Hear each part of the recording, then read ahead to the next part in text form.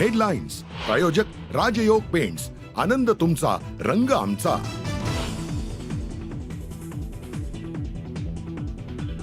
धनंजय मुंडेंच्या सरकारी बंगल्यावर अवादा कंपनीकडे 3 कोटी मागितले गेले। त्यापैकी खंडणीसाठी 2 कोटींची डील झाली। सुरेश धस यांचा खळबळजनक आरोप।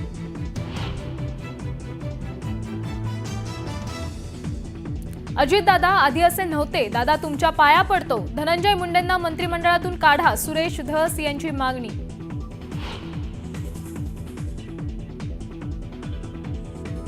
देशमुखांच्या हत्येचा मास्टरमाइंड खंडणीखोरच, खासदार बजरंग सोनावणेंचा वाल्मिक कराडवर आरोप।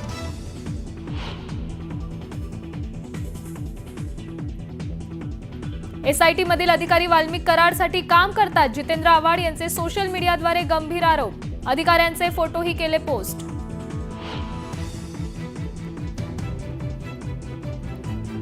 बीड प्रकरणी आरोपींना कुणीही वाचवण्याचा प्रयत्न केला तरी सोडणार नाही, मुख्यमंत्री फडणवीसांचा इशारा। दादागिरी करून हफ्ते गोळा करणाऱ्यांवरही जरब बसवणार।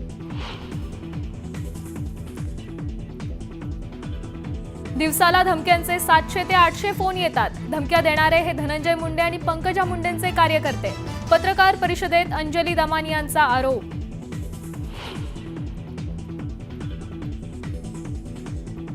भाजप आमदार सुरेश धसांच्या टीकेला राष्ट्रवादीकडून प्रत्युत्तर।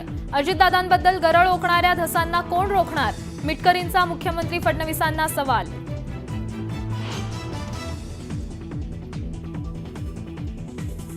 बीडमध्ये धनंजय मुंडे समर्थक आक्रमक, पोलीस ठाण्यात मुंडे समर्थकांचं आंदोलन। बजरंग सोनावणे, सुरेश धसांविरोधात गुन्हा दाखल करण्याची मागणी।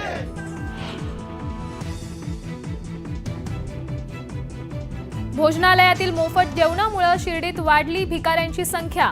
साईबाबा संस्थानने मोफत जेवण बंद करून तो पैसा मुलांच्या शिक्षणासाठी खर्च करावा, सुजय विखेंनी केली मागणी।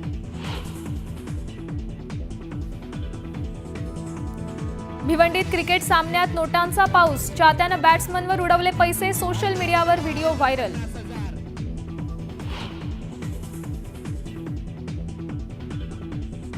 नागपूर रेस्क्यू सेंटरमध्ये बर्ड फ्लूमुळे 3 वाघ बिबट्यांचा मृत्यू, देशातील पहिलीच घटना। राज्यभरातील संग्रहालय रेस्क्यू सेंटरमध्ये रेड अलर्ट।